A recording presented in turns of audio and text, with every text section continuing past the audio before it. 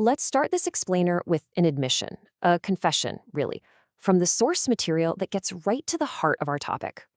This quote is from an author named James D. Bloom, and it's great because it immediately grounds this big abstract concept in a really personal human way. It just cuts right through all the academic jargon. Right, so it's a phrase we hear all the time, isn't it? It gets thrown around in movie reviews, in cultural conversations, but its original meaning and the whole complicated reality behind it often gets lost in the shuffle. So let's unpack it together. To really get a handle on the male gaze, we have to go back to the idea that kind of gave it its bad rap.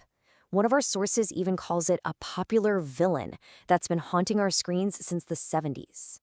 So in her game-changing essay, Visual Pleasure and Narrative Cinema, a film theorist named Laura Mulvey basically dropped a bombshell on Hollywood.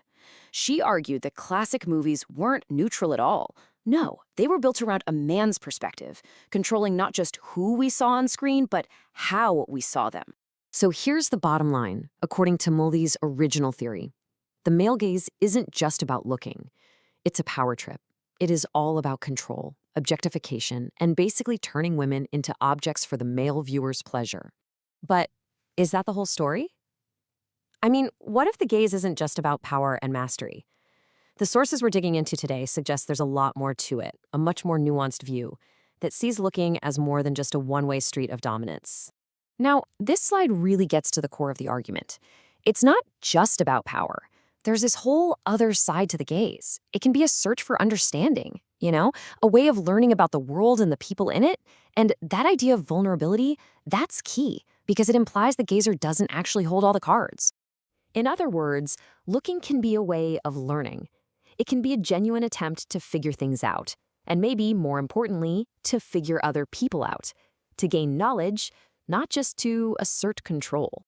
And this tension between power and vulnerability, it's not new. Not at all. We can actually see it playing out centuries ago in the world of art. This slide gives us two perfect examples. First up, you've got Rembrandt's Bathsheba. The woman in this painting isn't just an object. She's a complex person with a really rich inner life. Then you jump to David's painting of Paris and Helen, and boom, the tables are completely turned. It's the man who's shown as vulnerable and exposed. And it's not just in fine art. This same dynamic, this vulnerable, not-so-dominant gaze, shows up in a place you might not expect. Classic pop music from the 60s, a full decade before Mulvey's famous essay. Just listen to these lyrics for a second. The person looking here isn't powerful or in command at all. He's totally overwhelmed, made weak, and speechless. He's actually surrendering his autonomy to the object of his gaze, not trying to control her. And that wasn't just a one-off. Take Manfred Mann's Doo-Wah Ditty. Sure, it starts with a guy spotting a girl on the street, but it ends with a relationship that's built on equality. I'm hers, she's mine. It's a two-way street. So what's the big takeaway here? Well, it's not about trying to excuse the male gaze. It's about understanding its full complexity. It's about recognizing that looking can be about so much more than just power. It can also be about vulnerability, about connection, and a genuine desire to understand. So the next time you encounter this dynamic, maybe in a film or a painting or even just in your own life, you can ask yourself, what kind of gaze am I really seeing here?